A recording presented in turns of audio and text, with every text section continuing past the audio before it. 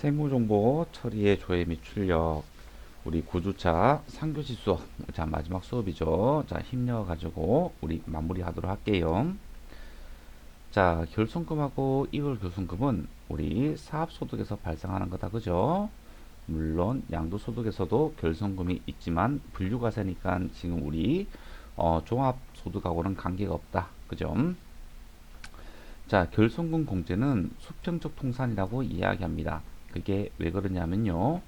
당기에 발생한 결손금은 요 순서대로 차감할 수가 있습니다. 자, 여러분들이 여기서 주의를 좀 해야 되는 것들을 얘기를 해줄게요. 자, 첫 번째, 자, 우리 일반 사업소득이 있고요. 두 번째, 부동산 임대소득이 있고요. 세 번째, 부동산 임대소득 중에서 자, 주택 임대소득이 있습니다. 자, 여기서 결손금이 발생할 수도 있고요. 자, 여기에서도 결손금 발생할 수 있고, 자, 여기에서도 결손금이 발생할 수도 있습니다. 자, 여기서 우리가 주의를 해야 되는 게, 자, 일반 사업소득과 플러스, 그리고 주택 임대소득에서 발생한 결손금은, 또는 뭐 이월 결손금이든, 다른 소득에서 제한 없이 공제 가능합니다.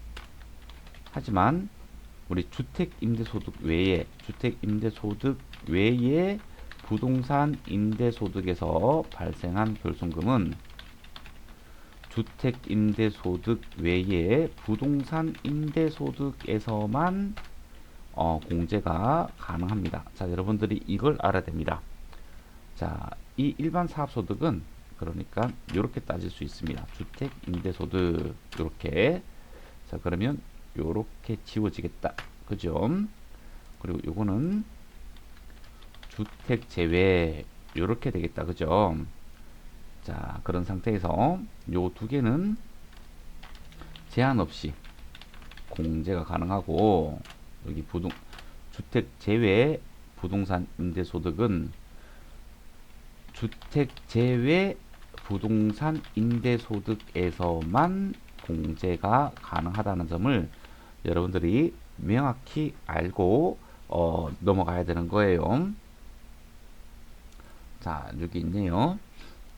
자, 사업소득의 여기 그 안에 갈로 빼고, 자, 사업소득의 결손금은 종합소득금액 계산 시 다음 순서로 공제한다라고 되어 있죠. 사업소득의 결손금은요, 자, 제한 없이 공제 가능하기 때문에 이미 요 앞전에 일반 사업소득은 결손이 났어요. 자, 그러니까 부동산 임대업이 플러스가 났다면 여기서 공제가 가능하고, 근로, 연금, 기타, 이자, 배당, 소득 순으로 공제를 할 수가 있다는 겁니다.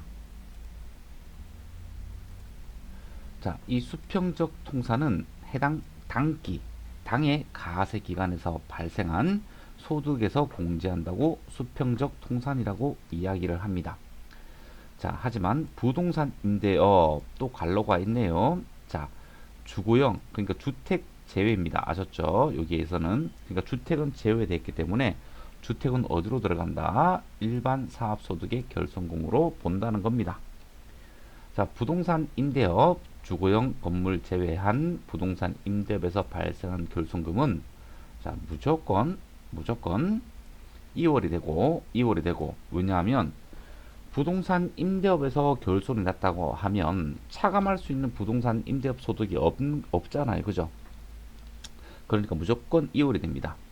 그런 다음에서 다음 연도 부동산 임대업 소득 금액에서만 공제가 가능하답니다. 자, 요게 대해서 개념을 명확하게 잡아줘야 되는 겁니다. 자, 2월 결손금 공제 한번 보도록 할게요. 자, 요렇게까지 차감했는데도 불구하고 결손금이 남아있어서 2월이 되었다. 이때는 이제 수직적 통산이라고 합니다. 이제 가세 기간을 넘어서 우리가 2월 결손금을 공제를 한다는 건데요. 자, 요거는요. 자, 발생한 연도의 종료일로부터 자 10년입니다. 이미 2008년도 거는 다 지나갔어요. 이미 다 지나갔어요. 그죠? 요때는 우리가 5년이었거든요. 이제부터는 10년입니다. 10년. 자, 10년 이내에 종료하는 가세연도, 그러니까 10년 동안 우리가 공제를 해주는데요. 먼저 발생한 2월 결손금부터 순차적으로 공제를 한다는 겁니다. 아셨죠? 순차적으로 공제하는 거예요. 먼저 발생한 2월 결손금부터 해준다는 겁니다. 자, 근데 만약에 여러분들 이런 사항이 있었어요. 자, 당해 연도에 발생한 결손금과 2월 결손금이 함께 존재한다면 무엇을 먼저 공제할까? 의문이 들 수가 있겠죠? 오케이. 자, 결손금을 먼저 공제합니다. 두 번째, 2월 결손금을 공제합니다. 하지만 2월 결손금이 여러 연도에 걸쳐서 있다면 자, 무엇을 먼저 공제하나요? 그렇죠. 먼저 발생한 2월 결손금을 공제합니다. 아셨죠? 자, 결손금과 2월 결손금이 함께 있을 때, 그리고 2월 결손금이 여러 연도에 걸쳐서 있을 때 무엇을 먼저 공제를 하는지 여러분들 명확하게 개념을 좀 잡아주세요. 자, 2월 결손금은 다음 연도에 사업소득이 발생하거나 또는 부동산 임대업에서 발생한 소득금이 있다면 먼저 사업소득에서 먼저 공제를 하고, 아직도 2월 결손금이 나왔다. 그럼 근로, 연금, 기타, 이자, 배당 순으로 공제하면 되는 겁니다. 하지만 일반적인 사업소득은 부동산 임대업 소득금액에서 공제가 가능하지만 부동산 임대업에서 발생한, 그러니까 주거용은 제외하고요. 부동산 임대업에서 발생한 2월 결손금은 부동산 임대소득금액에서만 공제하기 때문에 다른 소득에서 차감을 하면 안 됩니다. 아셨죠? 자, 2월 결손금을 공제를 해주지 않은 경우도 있습니다. 자, 결손금이 발생했다는 것은 장부를 만들었기 때문에 알 수가 있었습니다. 하지만 장부를 만들지 않으면 추계신고나 또는 결정이나 경정을 받는 경우가 있습니다. 이럴 때는 2월 결손금 공제를 배제합니다. 아셨죠? 하지만 천재지변이나 불가항력으로 증빙서류가 멸실되어서 추계하는 경우에는 그때는 어쩔 수 없으니까 공제를 적용해주고 있습니다. 이런 것들이 보기 문제로 나옵니다. 자, 결손금 소급공제입니다. 자, 마지막 토픽이고요. 자, 요거는 중소기업만 적용 가능합니다. 아셨죠? 자, 중소기업인데 부동산 임대업에서 발생한 결손금은 제외가 되는 거예요. 일반적인 사업소득에서 하는 겁니다. 자, 결손금 소급공제, 이게 요건이에요. 요건. 자, 중소기업에서 발생한 결손금이어야 하고, 자, 두 번째, 자, 신고기한 내에 모두 다 신고를 해야 됩니다.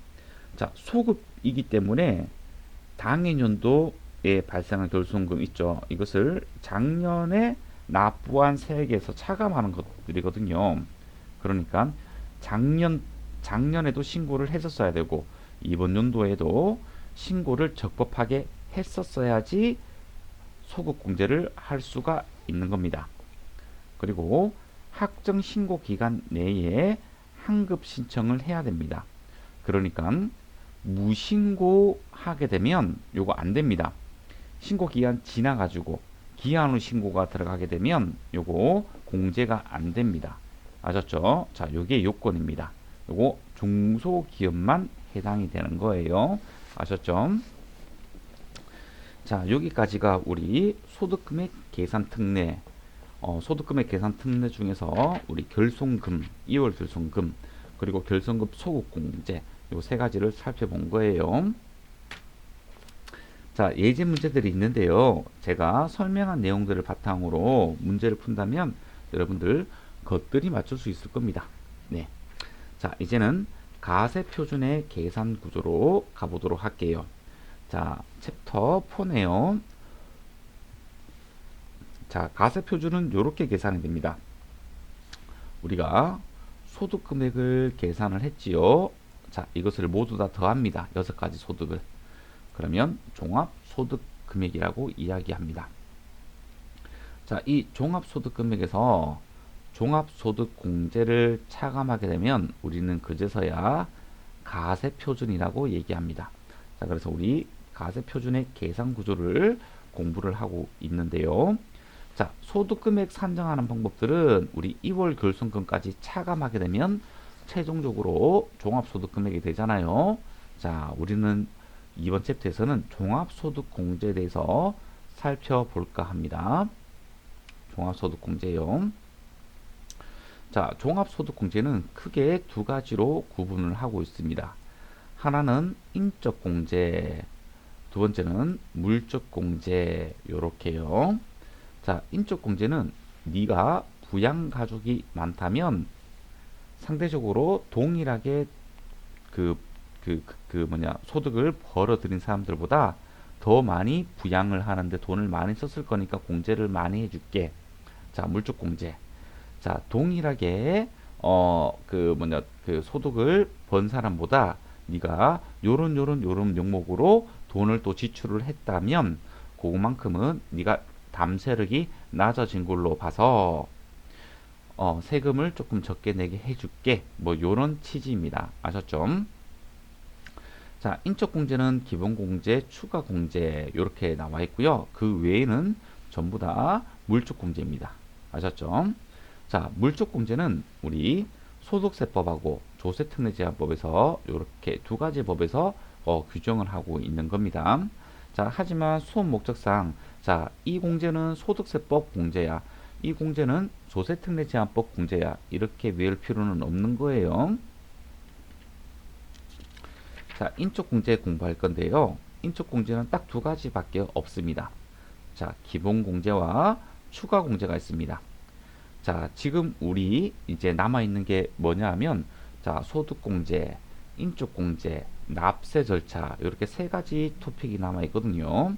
자, 이 소득공제, 인적공제는 우리 이론시험에서도 한 번씩 나오는 거지만 사실 실무능력 시험에서 더 중요합니다. 왜냐하면 우리 실무능력 시험 중에서 원천징수와 연말정산이라는 문제를 푸는 데 있어 가지고 우리가 지금부터 공부하는 내용들을 모른다면 문제를 풀어 나갈 수가 없습니다. 아셨죠? 그래서 이론시험, 실무능력시험 이 두 개 모두 다 좋은 점수를 득하려면 지금 이 소득공제, 세액공제 내용을 잘 알아야 되는 거예요. 자, 기본공제입니다. 자, 기본공제는 우리 한 사람당 150만 원을 소득공제해 줍니다. 자, 세 가지 공제가 있는데요. 자, 본인공제.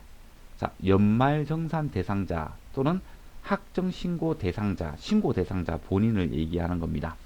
자, 그 본인은 연령, 소득금액 요건 두 개 다 보지 않습니다. 그냥 거주자에 해당한다면 공제를 해주고 있습니다. 자, 우리가 기본 공제 대상자가 되려고 한다면요. 요건을 충족을 시켜줘야 됩니다.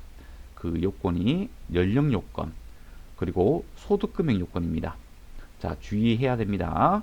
총수익 금액이 아니고 소득금액입니다. 소득금액, 경비를 차감한 금액 기준입니다. 자, 우리 가족 구성원을 보게 되면 내가 있고 그리고 배우자가 있을 겁니다. 자, 배우자가 꼭 아내를 뜻하는 건 아니에요. 자, 본인이 여자면 배우자는 남편이 되는 겁니다. 아셨죠? 이건 성별이 없는 거예요. 자, 거주자의 배우자에 해당이 된다면 연령 요건은 보지 않지만 자, 여기서부터는 모두 다 본인 제외하고는 전부 다 소득금액 요건을 갖춰줘야 됩니다. 자, 이 소득금액은 100만원 이하를, 소득금액이 100만원 이하여야 됩니다. 자, 소득금액은 어떻게 하느냐? 자, 종합소득금액, 퇴직소득금액, 양도소득금액 합계액이 100만 원 이하여야 됩니다. 그러니까 그 회사에서 퇴직해서도 안 되고 뭐 어떤 부동산을 양도해서도 안 되고 뭐 그렇게 되게 되면 기본공제 대상자에서 튀어나가게 되어 있습니다. 아셨죠? 자, 하지만 단서 규정이 있습니다.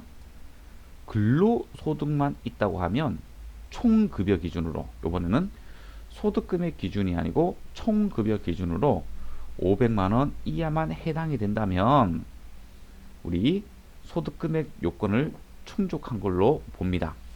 자, 그래서 이 연령 요건 그리고 소득금액 요건 두 개 다 충족을 시켜줘야지 요 밑에 공제 대상자로 해당이 됩니다.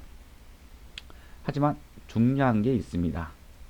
자, 장애인은 배우자처럼 연령 요건을 보지 않습니다. 오로지 소득금액 요건만 보고 있습니다. 아셨죠?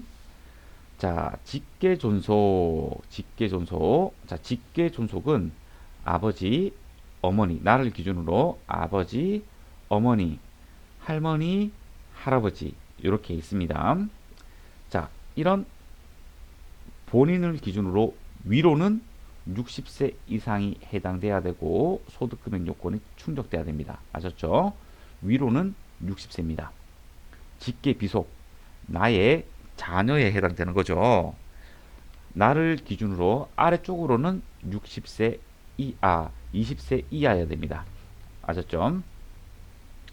형제 자매가 있습니다. 내가 부양을 해야 되는 동생이 있을 수도 있고 부양을 해야 되는 형제 자매가 있을 수 있습니다. 자, 이 형제 자매는 60세 이상이거나 20세 이하여야 됩니다. 아셨죠? 자, 20세를 초과하거나 60세 미만인 사람들은 경제활동 능력이 있다고 해가지고 배제를 해주고 있습니다. 그리고 국민기초생활보호 대상자가 있습니다. 연령 보지 않습니다. 자, 6개월 이상 양육한 위탁 아동은요, 나이가 20세 이하가 아니고 18세 미만이어야 됩니다. 아셨죠? 자, 하지만 세법이 한번 개정이 되었습니다. 자, 보호기간이 연장된 위탁 아동을 포함해서요, 이제 20세 이하로 되는 것들이죠. 자, 여기 보면 직계존속의 꽃표시 1변이 있네요. 볼게요. 자, 직계존속의 의미. 자, 할아버지에서 손자로 이어지는 직계혈족. 자, 직계는 아버지 쪽을 얘기하는 겁니다. 그죠? 자, 나를 기준으로 부모, 조모, 조부. 자, 요거는 직계입니다. 직계. 아버지, 어머니, 할아버지, 할머니. 자, 그리고 어디까지요? 그렇죠. 나를 기준으로 아버지와 어머니는 동일한 사람입니다. 아버지 쪽에 할아버지, 할머니, 어머니 쪽에 외할아버지, 외할머니 모두 다 포함인 거예요. 아셨죠? 직계존속이. 자, 직계비속은 어디까지냐? 자, 나를 기준으로 나의 자녀, 바로 자녀 또는 손자녀. 자, 보시게 되면 이 직계존속, 이 직계비속은 아래 위로 다 내려갑니다. 그죠? 손자녀까지 포함입니다. 자, 나를 기준으로. 자, 3번. 요거 계부, 계모. 이게 뭐냐면 내가 친생자가 아닌 계부, 새아버지, 계모, 새어머니를 뜻하는 겁니다. 그죠? 자, 직계존속. 아버지나 어머니가 재혼을 해버렸습니다. 그럼 그 배우자를 직계존속 사후에도 부양을 하게 되면 포함이 된다는 겁니다. 아셨죠? 자, 다 했나요? 오케이. 요 내용은 제가 여기서 얘기를 해드렸고, 자, 기본적으로 여러분들이 요 내용을 파악하고 있어야 됩니다. 요 내용 상당히 중요합니다. 자, 이번에는 추가 공제를 한번 보도록 할게요. 자, 추가 공제는요, 일단 뭐예요? 기본 공제 요건을 다 갖춰줘야 됩니다. 아셨죠? 그리고 나서 요 상태가 되고 나면 추가적으로 공제를 더 해줄게 라는 겁니다. 자, 경로우대 공제입니다. 자, 우리 기본 공제 대상자 중에서 70세 이상, 자, 우리 배우자가 될 수도 있고요. 그리고 직계 존속이 될 수 있고요. 또는 형제 자매가 될 수도 있고요. 그죠? 자, 70세 이상 경우에는 인당 100만 원을 더 추가적으로 해줍니다. 자, 요거는 나이로 자릅니다. 자, 장애인이다. 자, 장애인은 연령 요건 안 봅니다. 그죠? 소득 금액 요건만 충족되면 기본 공제 적용되고, 그리고 추가 공제 200만 원도 가능합니다. 근데 그 장애인이 70세 이상이다. 전부 다 됩니다. 아셨죠? 중복에서 가능한 거예요. 부녀자 공제. 자, 이 부녀자 공제는 이 본인을 얘기하는 겁니다. 이 본인을. 자, 이 본인이 부녀자나 한부모라면 요것을 해준다는 겁니다. 하지만 이 두 개는 중복해서 안 됩니다. 경로, 장애인, 부녀자 이렇게 가능합니다. 자, 예를 들어 볼게요. 자, 본인 공제인 내가 신고 대상자인데 내가 여성이고 장애인이고 70세 이상이다. 그러면 요거 가능합니다. 자, 그런데 배우자가 없이 배우자가 죽거나 이혼을 해가지고 홀로 부양을 하고 있다, 자녀를. 근데 쉽지가 않아요. 70세 이상이 20세 이하의 부양 자녀가 있는 거는 쉽지가 않아요. 손자녀일 경우에는 가능은 하겠다, 그죠? 네, 그러면 가능합니다. 하지만 요거 두 개는 중복해서 안 되기 때문에 더 높은 이 100만 원을 적용을 해주면 되겠죠. 하지만 부녀자 공제는 요건이 있습니다. 일단 종합소득 금액이 3천만 원 이하여야 됩니다.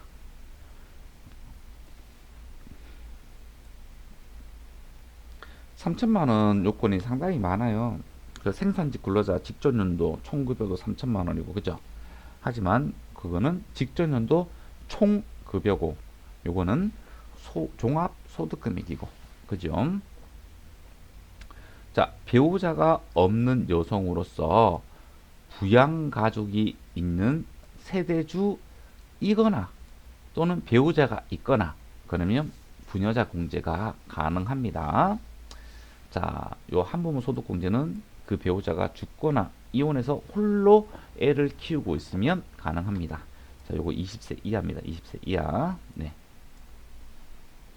오케이. 추가 공제. 자, 요까지 잘 기억을 해줍니다. 아셨죠? 왜냐하면 우리가 사원 등록할 때 부양가족 탭에서 세부담 최소화 조건으로 부양가족을 등록할 때, 자, 기본공제, 추가공제를 반영해 가지고 우리가 입력을 해야 되거든요. 그래서 여러분들이 시험 출제된 문제에서 해당되는 정보를 잘 파악해 가지고 해야 됩니다. 자, 우리 실습 때 한번 해볼 건데요. 너무 걱정할 필요는 없어요. 그렇게 어렵진 않습니다. 자, 우리가 기본공제 대상이 되려고 하려면요, 우리가 부양을 해줘야 됩니다. 근데 이 부양을 한다는 말은 생계를 같이 해줘야 됩니다. 생계를요. 자, 생계를 같이 한다는 것은 이런 의미가 있습니다. 자, 해당 가세기간 종료일 현재요. 자, 주민등록표상에 동거가족이어야 됩니다. 아셨죠? 그리고 거주자의 주소나 또는 거소에서 현실적으로 생계를 같이 하는 자가 공제 대상으로 보는 생계를 같이 하는 자로 보겠다는 겁니다. 자, 하지만 아래 경우 있잖아요. 요 세 가지 경우에는 동거를 굳이 하지 않더라도 생계를 같이 하는 것으로 보는 겁니다.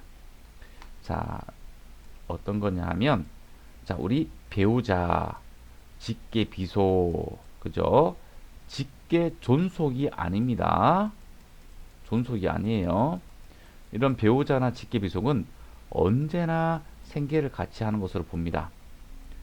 저도 결혼을 하다 보니까 우리 어머니, 아버지보다는 배우자, 그리고 자녀들을 위해서 돈을 벌기 위해서 노력하지, 아버지, 어머니에 대한 어떤 그보다는 약한 것 같아요. 그런 것들이 여기 있는 것 같아요. 절대로 배우자나 직계 비속을 버리지는 못하더라고요. 그죠? 자, 그래서 배우자나 직계 비속은 언제나 생계를 같이 하는 거로 봅니다. 아셨죠? 자, 이 외의 동거 가족, 그러니까 배우자나 직계 비속이 아닌 경우에는 어떤 치약, 형제 자매, 그리고 직계 존속 뭐 이런 것들, 치약, 요양, 어떤 군무나 사업의 형평상 등 뭐 교육도 있을 거고, 본래 주소에서 일시 퇴거한 경우, 그죠? 우리가 어떤 서울에서 우리가 같이 생계를 살고 있는데 나의 부양가족 한 명이 배우자나 직계비속이 아닌 부양가족이 부산에 1년간 파견으로 근무한 파견 근무 때문에 부산 갔다. 자, 일시 퇴거했다. 그죠? 그래도 생계를 같이 하는 것으로 본답니다. 세 번째, 주거의 형편에 따라서 별거하고 있는 직계존속. 어, 만약에 이런 거 있죠. 며느리하고 시어머니하고 너무너무 사이가 안 좋아서 어쩔 수 없이 주민등록 등본상으로 동거가족으로 할 수 없고 별도의 다른 집에서 살고 있다. 별거하고 있다. 그래도 생계를 같이 하는 걸로 봅니다. 하지만 국외는 다릅니다. 국외는 아셨죠? 국외는 어머니 아버님께서 만약에 국외에 거주하고 계신다. 이거는 부양가족이 아니잖아요. 내가 부양하는 게 아니잖아요. 그죠? 아니 외국에 있는 부모님을 위해서 생활비를 보태다 드린다. 그거는 좀 다른 것 같아요. 그죠? 분명히 외국에 거주하실 정도라면 어떤 사유가 있을 건데 조금 더 긍정적인 사유가 많을 겁니다. 뭐 이민을 간다던가 뭐 해가지고요. 자, 그래서 국외는 제외시켜 줘야 됩니다. 아셨죠? 요것만 주의하시면 됩니다. 시험 문제 요거 잘 나옵니다. 국외는 무조건 빼고 시작해야 됩니다. 부모님들께서 국외에 산다 그러면 일단 빼고 시작해야 됩니다. 아셨죠? 기본 공제 대상자에서. 자, 이런 공제 대상자는 그러면 언제 판정을 하는데 그 시기에 대해서 한번 보도록 할게요. 자, 원칙입니다. 자, 판정은요. 가세기간 종료일. 이 종료일이 언제죠? 그렇죠. 12월 31일 날을 기준으로 하는 겁니다. 자, 이 12월 31일 날에 어떠한 상태인데 그걸 보고 우리가 한다는 겁니다. 하지만 예외가 있습니다. 사망하거나 장애 여부는요. 사망일 전일 또는 치유일 전일의 사항에 따른답니다. 자, 요거는요. 자, 우리가 연령 요건이 있잖아요. 자, 연령 요건이 자, 요런 경우 있죠. 12월 31일 날에 21살이었어요. 근데 12월 31일 그 해당 가세 기간이 365일 동안 21살이 될 수는 없어요. 그죠? 20살에서 21살이 되었겠죠. 근데 가세 기간 종료일에는 21살이 되었잖아요. 자, 그때 판정을 하는 건데요. 자, 해당 가세 기간 중에 기준 연령에 해당하는 날이 하루라도 있는 경우, 그러니까 1월 1일에는 20살이었어요. 자, 그런데 1월 2일 생일을 맞이하면서 21살이 되었어요. 그래서 쭉 12월 31일까지 21살이었어요. 하지만 하루라도 20살이었으면 기본 공제 대상자인 연령 요건을 충족한 것으로 보겠다는 겁니다. 아셨죠? 자, 우리가 세법상 연령을 따질 때는요, 요렇게 계산하면 참 편리합니다. 자, 1960년생, 자, 모친이 계세요. 모친이. 자, 이번 2020년도, 그러니까 2020년도 연말정산은 언제 하죠? 자, 2021년도 2월에 합니다. 그죠? 2월에 하는 거예요. 자, 그때 2021년 2월에 연말정산을 하더라도 어떻게 해요? 2020년도 소득에 대해서 연말정산을 하는 거니까 2020년도를 기준으로 자, 연령을 계산해야 되겠다. 그죠? 자, 이때 자, 2020년 기준으로 자, 1960년생이 60살이 되었나? 라고 판단을 할 때 어떻게 하느냐? 자, 2020에서 1960을 빼라는 겁니다. 자, 그러면 정확하게 60이 되죠. 오케이. 60 이상이 되었다 라고 판단을 하는 겁니다. 하루라도 있으면 되는 거니까요. 어떤 건지 아셨죠? 자, 우리 소득 요건을 판단할 때 요거 있었다 그죠? 종합소득, 퇴직소득, 양도소득, 이 소득 금액의 합계액이 100만원 이하여야 돼요.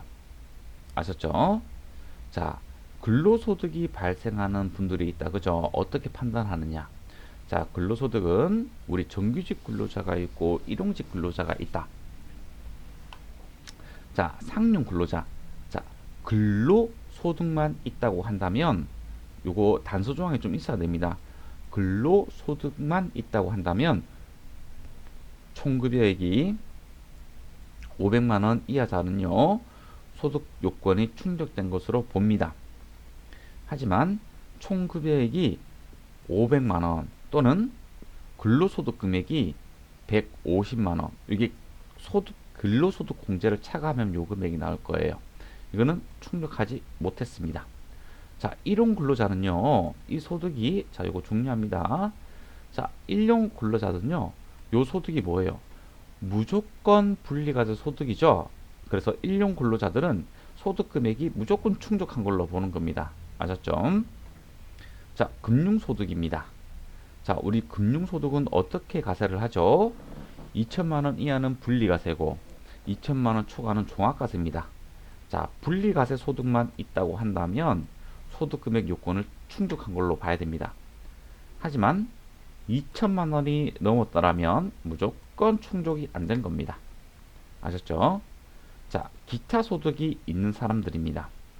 자, 복권, 그리고 연금 외수령, 또 뭐가 있었죠? 어떤 뭐 투표권, 뭐 이런 것들은 무조건 분리과세. 아, 서하, 골동품 이런 것도 무조건 분리과세 소득이었다, 그죠? 이런 무조건 분리과세 소득은 소득금액 요건을 충족했습니다. 하지만 이런 뇌물, 무조건 종합과세 소득이라든가 또는 우리 요거 선택적 분리과세 하는 친구들 있죠. 요런 친구들은 소득금액 요건을 충족한 걸로 봅니다. 자, 결국에는 이런 걸 따질 때 우리 일용 근로소득, 분리과세 소득은 일단 소득금액 계산할 때 뺍니다. 아셨죠? 다 뺍니다. 종합과세 소득 중에서 100만원, 그리고 퇴직소득이 있느냐, 양도소득이 있느냐 이 정보를 보고 나서 그 소득을 합쳐가지고 100만원 이렇게 보면 되는 거예요. 또 거기에서 총급여가 500만원 이하, 근로소득만 있는 사람들은 총급여가 500만원 이하다. 그럼 충족한 걸로 봅니다. 자, 우리 소득금액 요건을 충족했는지 한번 판단해 볼게요. 자, 근로소득금액. 자, 배우자인데요. 근로소득밖에 없다고 한다면요. 요거 충족이 되는 겁니다. 아셨죠? 근로소득금액이 150만원 정도가 돼야지 총급여가 500만원이 넘거든요. 그러니까 근로소득만 있다면 가능합니다. 자, 총급여 여기도 500만원 이하기 때문에 근로소득만 있다고 한다면 가능합니다. 자, 장모님이신데요. 장모님은 퇴직소득금액 80만원 요거는 괜찮아요. 양도소득금액이 75만원이네요. 자, 합치면 얼마예요? 155만원이죠. 자, 넘어가서 안됩니다. 자, 복권 당첨소득이 2억이라고 하더라도 복권은 뭐예요? 무조건 분리과세 소득입니다. 자, 요거 충족했습니다. 자, 정기 예금 이자가 2천만원 넘었습니다. 자, 이거는 안됩니다. 왜냐하면 무조건 종합과세 대상입니다. 네. 그 이자 소득이 2,200만원이기 때문에 이자 소득 금액이 2,200만원이라는 겁니다. 자, 기타 소득 금액입니다. 자, 요거 완전 주의해야 돼요. 이게 기타 소득이라면 달라집니다, 이거. 자, 기타 소득 금액이 320만원입니다. 자, 요거 소득 금액이 300만원 넘었기 때문에 종합과세 대상입니다. 자, 일용 근로소득 이거 안 됩니다. 요거. 이런 근로소득은 무조건 분리과세 대상. 제가 이 X표를 잘못 치고 있었구나. 네. 자, 요거 일용 근로소득이니까 요거 어떻게 되죠? 무조건 분리과세이기 때문에 이거 소득금액 요거 충족한 겁니다. 요거 충족한 겁니다. 사업소득 총수익금액. 자, 필요금비 차감하니까 사업소득금액이 150만 원입니다. 자, 이거 무조건 150만 원이기 때문에 소득요건 충족 못했습니다. 네, 무조건 여기 못하는 겁니다. 자, 이렇게 소득금액 요건을 판단하면 됩니다. 자, 오케이. 우리 9주차 수업은 여기서 마무리하고요. 여러분들 시간 있을 때 재량평가 그리고 중간고사 리포트 준비해서 제출하도록 하세요. 자, 오늘 또 수고 많았습니다.